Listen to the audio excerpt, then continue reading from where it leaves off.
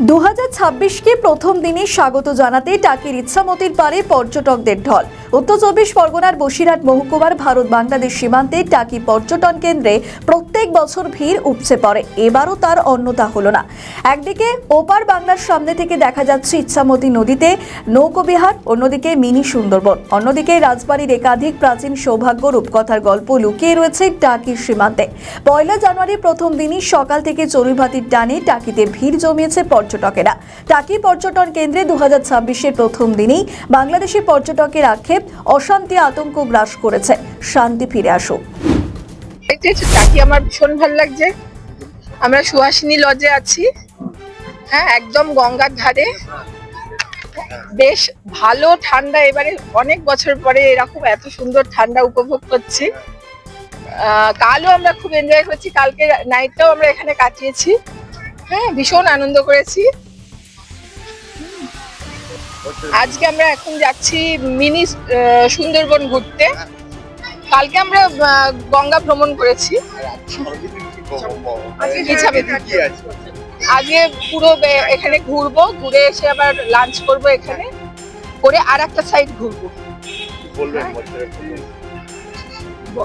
এই 2026 সাল যেন খুব খুব খুব ভালো কাটে সবাই, হ্যাঁ, খুব আনন্দে কাটে।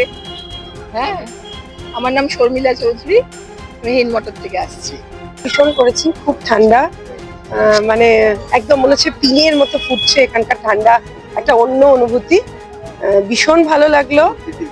প্রকৃতির কোলে, নদীর ধারে একটা অন্যরকম, মানে একটা নতুন অ্যাডভেঞ্চার মনে হলো একটা।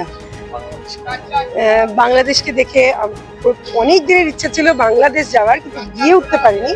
যাই হোক, টাকিতে এসে একটা বাংলাদেশের ভাব অনুভব করতে পারলাম।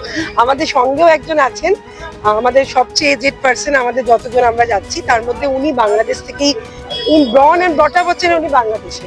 কাকিমা সিলেট, তাই তো? সিলেটের লোক। তো ওনাকে নিয়ে এসেছি আমি। আর এখানে এসে না, উনি ওনার থাকেন, উনি হায়দ্রাবাদ, কলকাতায় হচ্ছে ওনার নিজস্ব রেসিডেন্স, আর হায়দ্রাবাদে থাকেন, কিন্তু বাংলাদেশ সম্পর্কে উনি খুব ভালো বলতে পারবেন, কারণ ওখানে ওনার ব্রন অ্যান্ড ব্রট। আর ওনারও এখানে এসে একটা বাংলাদেশের ওপার বাংলাদেশ আর এপার টাকি, এটা একটা আলাদা অনুভূতি এবং একটা আলাদা অন্যরকম একটা ফিলিংস ওনার মধ্যে তৈরি হয়েছে। আর ভীষণ ভীষণ এনজয় করেছি। আজকে আমরা আবার ব্যাক করবো একটুক্ষণ। আমার নাম মধুমিতা ভট্ট, কলকাতা থেকে। ইচ্ছা করছিল দেখে যেতে, খুব ইচ্ছা করছিল, একটু যদি যেতে পারতাম কোথায় ভালো হতো। ওই বাংলাদেশে, আপনার দেশে, আমাদের সিলেট। সিলেট, হ্যাঁ, শ্বশুর বাড়ি ঢাকা। এই যে সামনে থেকে একটা দেশ থেকে ওটা খুবই ভালো লাগলো, খুব ভালো লাগলো, খুব ভালো লাগলো। অন্যরকম ফিলিংস। সারাদিন কি আজকে সারাদিন একটু সায়েন্স ইয়ে দেখবো, সায়েন্স গুলো দেখে আমরা আবার ফিরবো। খুব খারাপ, খুব খারাপ, খুব খারাপ। কি আর বলবো, এগুলি তো যা চলছে, আমাদের বলার মতো কিছু নেই। বললেও আমাদেরকে তো আমার ভাইটাই এখনো ওইখানে রয়েছে। সবসময় একটা আতঙ্কেতেই আছে, খুব আতঙ্কেতে আছে সবসময়। ওখানে তো ভাই আছে, ভাইয়ের বউ আছে, ছেলেমেয়েরা আছে। আপনি জানতেন? আমি গেছি, মানে ইদানিং আর যাওয়া হয়নি, গোলমালের পরে আর যাওয়া।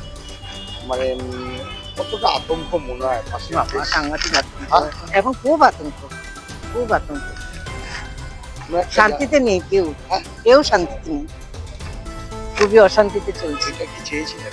না না, কখনো না, এটা মনে প্রাণে কিছুই না। হ্যাঁ হ্যাঁ, দিদি আমার কানাডা থেকে আসে, ও প্রত্যেকবার বাংলাদেশে যায়। হ্যাঁ, বাড়িতে যায়, যেতে পারেনি। কি চান আপনি? কি চাই, খুব ভালো, আবার আগের মতো হোক, শান্তি, শান্তিতে লোকজন থাকুক, আবার যাতে যাতায়াত করতে পারি, আর আবার যাতে যাতায়াত করতে পারি, বা ভিসা পাসপোর্ট যদি উঠে যায় তাহলেও ভালো, সেটা চাইছিলাম। আমাদের ভিডিও ভালো লাগলে লাইক ও শেয়ার করুন, কমেন্ট সেকশনে আপনাদের মতামত জানান। আরও ভিডিও পেতে আমাদের চ্যানেলটিকে সাবস্ক্রাইব করুন এবং প্রতি মুহূর্তে খবরের আপডেট পেতে প্রেস করুন বেল আইকন।